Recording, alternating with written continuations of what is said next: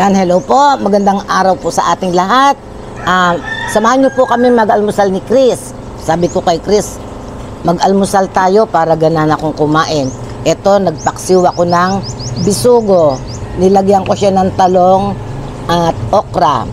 Tapos meron akong sunny side up. Meron yung leftover na tosino namin. May natirang tosino. Ayan, pinirito ko na rin. Ayan. Kain po tayo. At meron akong coffee. Brewed coffee. Galing kay Chris. Kain po.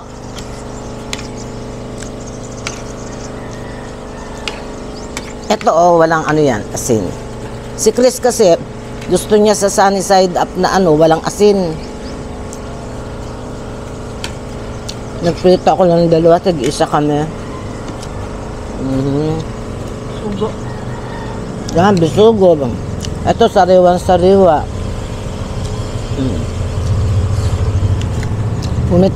Pumitas ako ng talong at okra, inilagay ko. Di may gulay ang ating paksiw.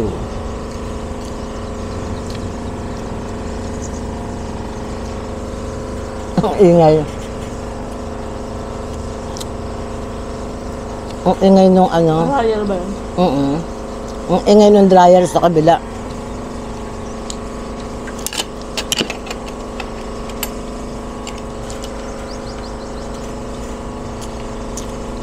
Ay, may puga.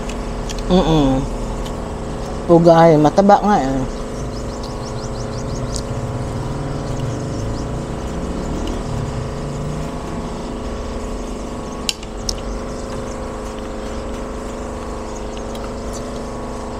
Ito lang ba yung luto pwede ito? Hindi. Ano pa? Kinamatisan. Di ba, sinisweet and sour ko yan basta malalaki, maliliit kaya pinaksiw ko. Ha? Ang piprito mo? Piprito. Piprito ba yan? Ginagawa kong sweet and sour. Tapos, pag ganyan kalilit, pwedeng kinamatisan, gano'n. Kaya lang iba yung presyo na ito, no? Sa size. Ang mahal niyan. Ewan ko ba, ba't Ano mas mahal, maliit, malaki? malaki siyempre.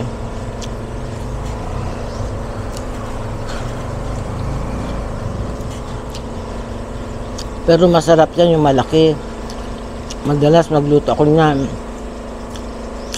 Kami pa lang ng daddy mo nun. Wala pa kayo. Sinisweet and sour ko. Aksidente nga lang ako.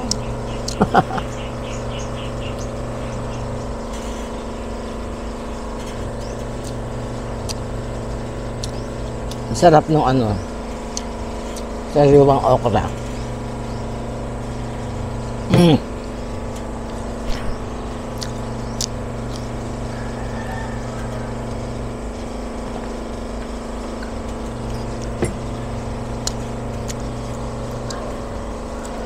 Agi. Ingay talaga ng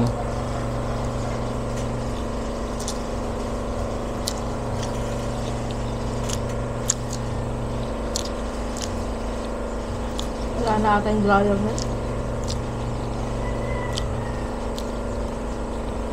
may ingay talaga ang dryer, kaya lang sobra ingay niyan. Tapos na. Hanggang kaluskas. Kinaliskusan ko na yan. May nga ewan siguro.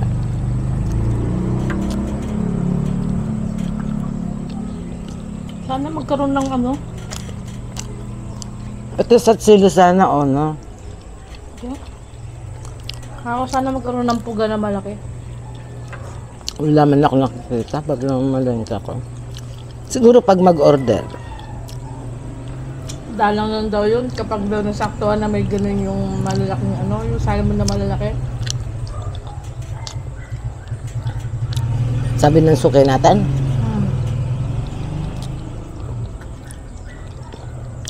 Galing ata sa salmon yun. hindi lang. Basta yung malalaking isa daw sa parente.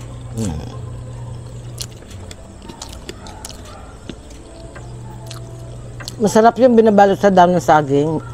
konti-konti lang. Ang ginawa natin nun, ano eh. Ang galing mo eh. Ang galing damali ko pa nun. Hindi ka muna kasi nag-search sa ano eh, kung paano lutuin.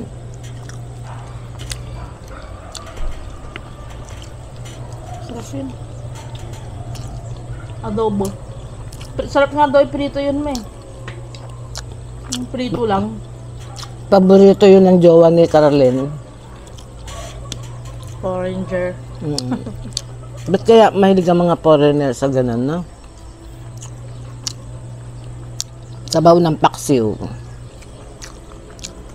Dito ko na nilagay kasi baka tumapon doon.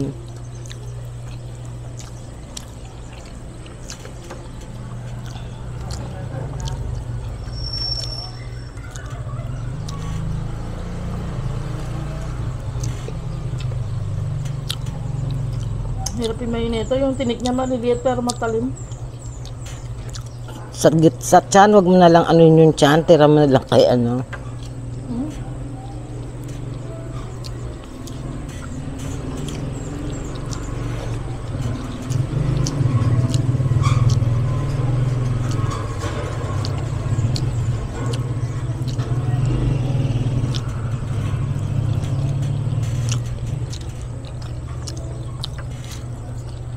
Talong.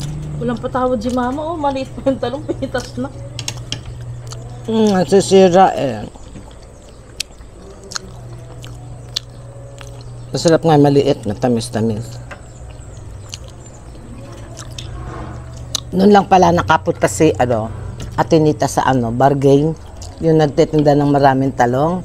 Sabi niya, nakita niya yung hiningi niyang ano, yung pampunla. Sabi niya, Tess, ganito yung kinuha ko sa inyo ah. Sabi ko, oo nga, dyan nga pinupunla yung mga talong, sili, sabi ko ganun. Kulay itim.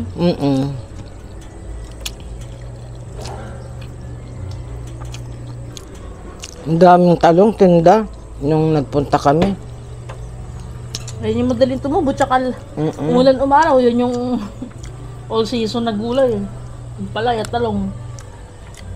Pag nag-ano na to, tatanggalin na natin yan, palitan natin ng ganon. Saka napapalit na pag may pampalit na. Hindi, tsaka ano, kailangan ipalinis mo na yung harapan. Yung gagawa ng, alam mo yun, yung box-box ba? Pag ganun-ganun pa. Kasi pag umuulan, bumaba dyan eh. Di na tag-ulan. Pasko na nga.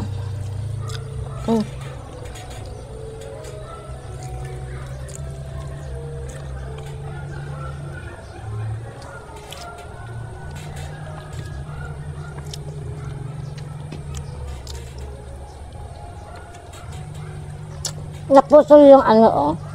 Sobrang yata ng lambot yung luto kong Ayaw mo isda. talong, ma? Kunin mo na. Ayan, ang dami pa eh. Ayan oh.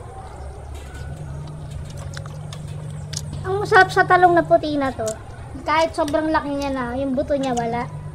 Pero dapat, isang araw lang siyang tumagal sa kitchen niyo.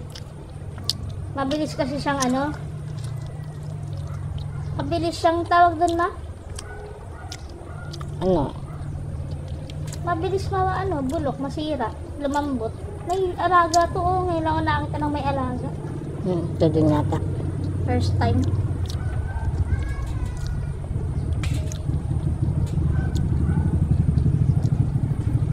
Sa harvest natin ngayon lang may alaga yun, ah. Paano na kasi? Paano na yung kailangan ng... Uy, tiga. Liit.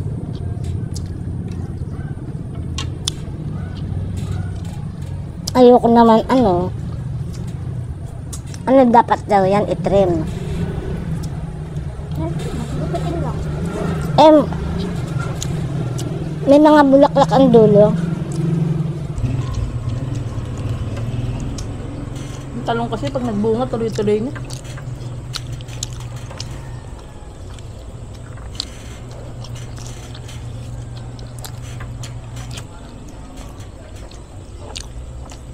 Asan may taba? Wala naman taba dyan. Puro ano yun. Ito. Wala nga. Dami na naman langaw ah. Baka may nag-harvest na naman.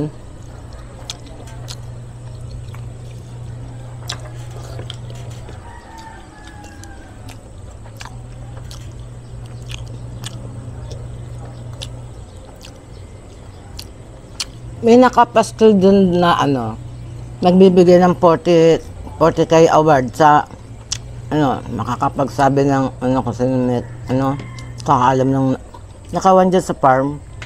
Yung farm ba, yun yung sinasabi? Farm. Diyan sa papuntang tubo-tubo. Oo. Yung ano, poultry, Ano ninakaw yung mga manok? hindi ko alam. Nabasa ko lang. Kaya alam mo mag-report, yayarihin ko ng mga na-report mo.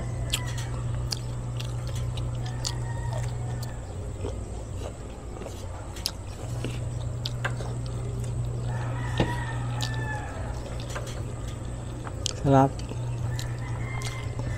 Tatanggal siya. Nadurog.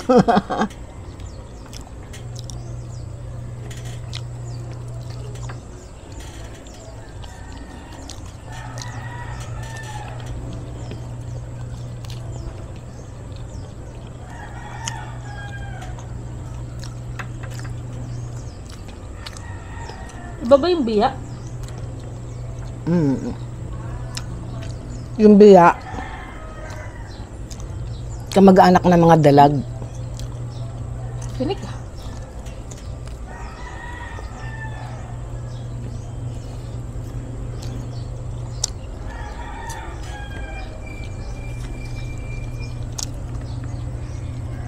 Itsura ng hito.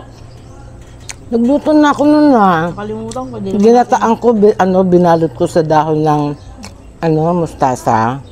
Hindi naman sa kagaya ng tilapia, matatandaan mo agad yung itsura. Makabusin mo na lang ha. Ayoko na yan. Papakin mo na lang.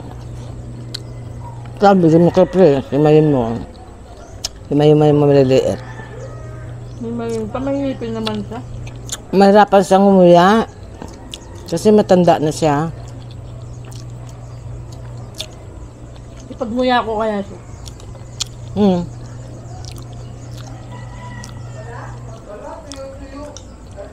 Naririnig ko si Lola nito. Tapos dito mga. Sa tinita, akala ko ba luluwas siya? Kala mo. Ha? No?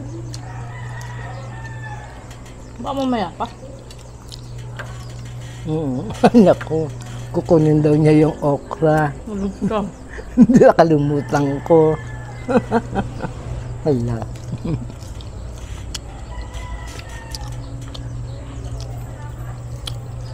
Bukas nga pala siya luluwas. Monday? Ay ngayon, mamaya. Baka kinuha niya yung order niya dyan. Order na kalamay. Ngayon nga. Ang ka-prince siya yun eh. Kaya nga may mo. Man, ba't ngayon ko pa Huwag mo siyang bigyan nitong tinik ha. Patay tayo dyan. Oh! Kain! Kain. Wala na lang, nasa tiyan na ni Mama. Kaya ka eh. Nilagay ko sa paksiw.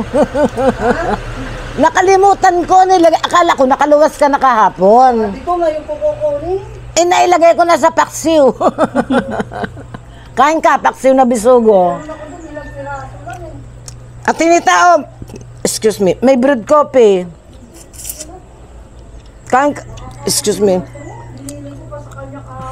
Ay, nawala sa isip ko, be. Kain ka, nagpaksiw ako ng bisugo. Mahingin Ah? ka. Kumain ka na ba? Kumain ka na? Kumain ka ng kanin. Nawala talaga sa isip. Hindi nawala sa isip ko. Hindi kita makontakan din kagabi. Alam mo naman yung cellphone ko, may issue na. Alam mo naman cellphone ko, may topak minsan.